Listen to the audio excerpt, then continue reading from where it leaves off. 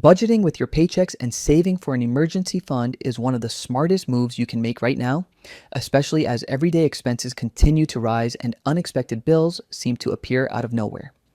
Many people live paycheck to paycheck without thinking ahead, but taking control of your finances and putting aside money for emergencies can prevent stress and financial disasters in the future. It's not about depriving yourself of small pleasures or cutting out everything you enjoy.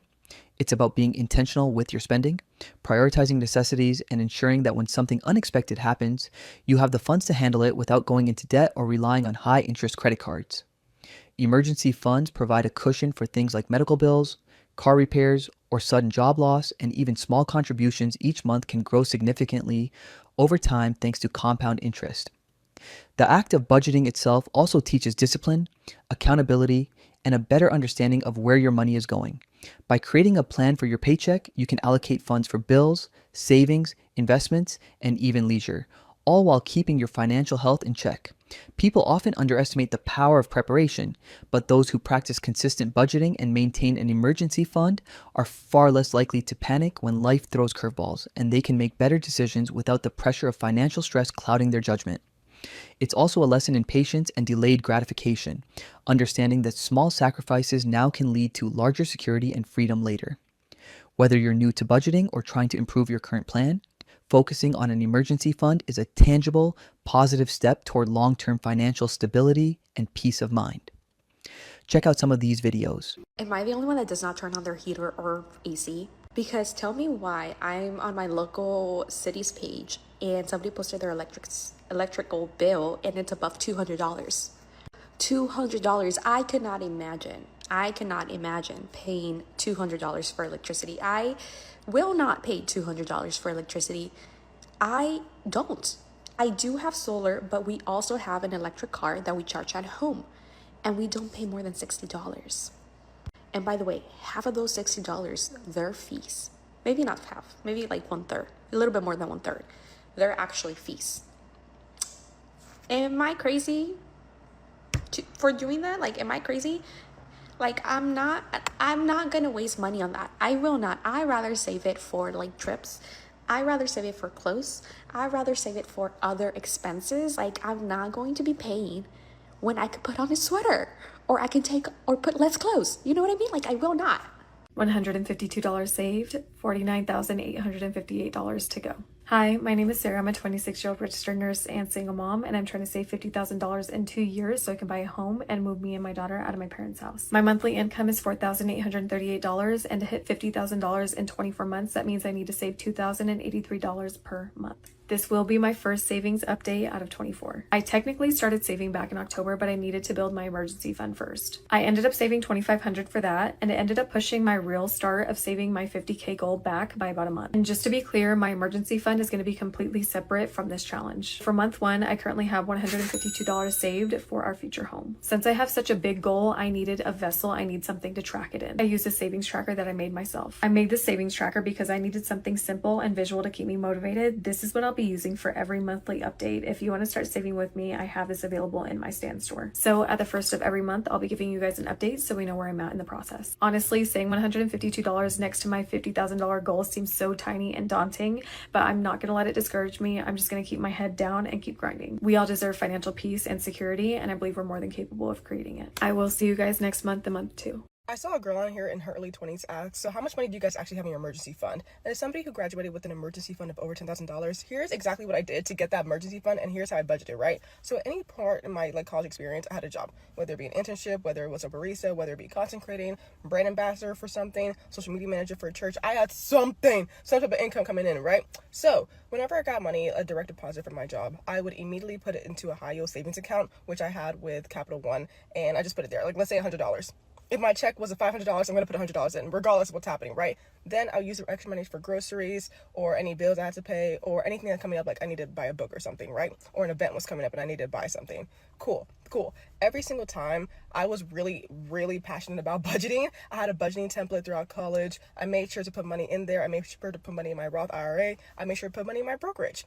This got me a really good net worth by the time I graduated college. Plus, it got me a really good savings account because, the job market is crazy. Things are crazy wherever you are, right?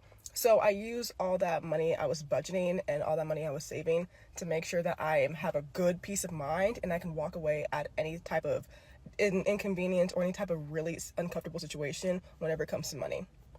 Yeah, I had a budgeting template all through college. I had multiple jobs, and I was really passionate about budgeting. I was obsessed. I care a lot less about spending money and like going out all the time than I do about budgeting and making sure I have money for tomorrow. So yeah. I give myself $100 a week for fun money, and I'm not gonna lie, I think I might be pushing it. How much do y'all give yourselves? Because and when I say pushing it, I mean that I don't think that's enough. Like, the reason why I'm so skimp is because I be trying to save and invest $1,500 every time I get paid. So the goal is to have $100K invested in the market by the end of next year, so December of next year. So that's why I'm going hard, y'all. My family recently had our income cut by over $100,000 a year. Saying that legitimately makes me want to vomit because that's so much money. But here's the truth about the situation. My husband's in the military and we PCS to a new place, so I'm not working anymore. And for me, this was a heartbreaking transition because I loved my job. I thought that I was very good at what I did. I worked for a long time to get myself into a tenured permanent position within a school district. And so leaving that job, leaving that income was very hard for me. Because of this, I had to make some life changes to, water down my lifestyle choices. You might be thinking, well, why aren't you working now? And that's a really good question. And I feel like I could go on a rant about how the military doesn't really set up families for success as much as they might set up individual people for success. Because, for example, in our situation, we have been living in Hawaii now for 8 months, and we still have not been offered childcare for both of our children, and they've been on the wait list since before we arrived. So clearly can't work when I have my kids. And I should correct myself. I do still work very limited hours. I'm a therapist. I see clients from home while my kids are napping, but I can't take on more clients right now because I'm packed with clients during nap time. Once they're both in a preschool daycare program, then I'll be able to see more clients, work more, bring in more income. But that's neither here nor there. The point of this is to talk about the 3 things that I've done to decrease our spending and increase the buffer in our budget. The first is I don't get my nails done anymore. I was a bi-weekly manicure girl. Bi-weekly is when it's every other week, right? Not twice a week. It would be every other week. So every other week I was getting my nails done, I was getting a gel manicure or a, whatever it is when it's like the hard gel. And that's $50 to $60 every 2 weeks, which might not seem like a big deal when you're making good money or you're on 2 incomes. But now, first of all, don't have the time for it. Don't have somebody to watch my kids while I go get it done. And second of all, super don't have the money to spend on that. So what I did is I bought a kit from Amazon for the price of 1 gel manicure, and I do my nails at home when I have an event or if we're doing family photos or something like that. The second thing is I don't get my hair professionally done anymore. And actually, let me dial that one back. Beep, beep, beep. I get it done when I'm visiting home and I'll get like a haircut and I'll get my roots touched up, but I don't get it done as frequently as I was. I'm an advanced in age. I'm on the back half of 30. So these grays, they're just growing in. I was getting my roots touched up like every 8 to 9 weeks in the salon. I loved it. Super out of reach right now. 1, childcare, 2, cost. So what I did is I bought the stuff to do it at home. Will I eventually go back to getting my hair done in the salon?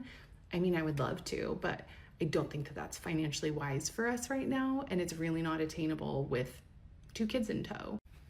As you can see, it's time for a touch-up. not a big deal. I don't care as much as I used to.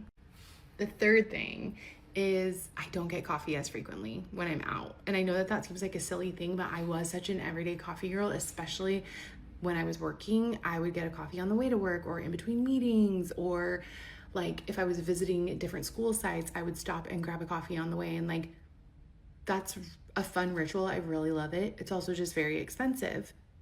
Not feasible right now, not in the good old budge. I did, however, get an espresso machine for Christmas last year and have mastered the art of making an at-home latte that I love. Could I do it in a fancier, more professional fashion? I'm sure, but I have done enough to be able to satisfy my own taste, and that's all that matters. Plus, I make some killer coffee syrups, and it's so much fun to do like different little seasonal flavors, and it saves me so much money. Obviously, these are not like the most life-changing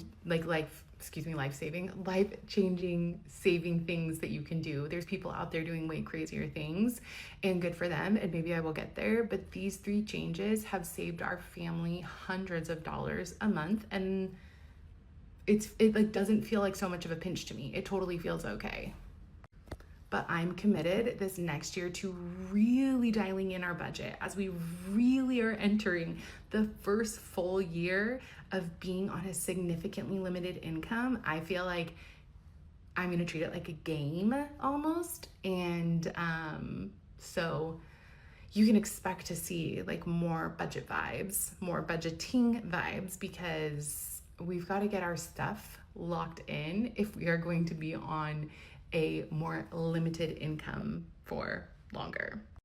But let me add, it's got to be a budget that doesn't pinch, because I still want to go out to eat. I still want to do fun things. I still want to enjoy life, but I also don't want to spend outside of our means, and I want to set our family up for long-term success. So let's see how it goes.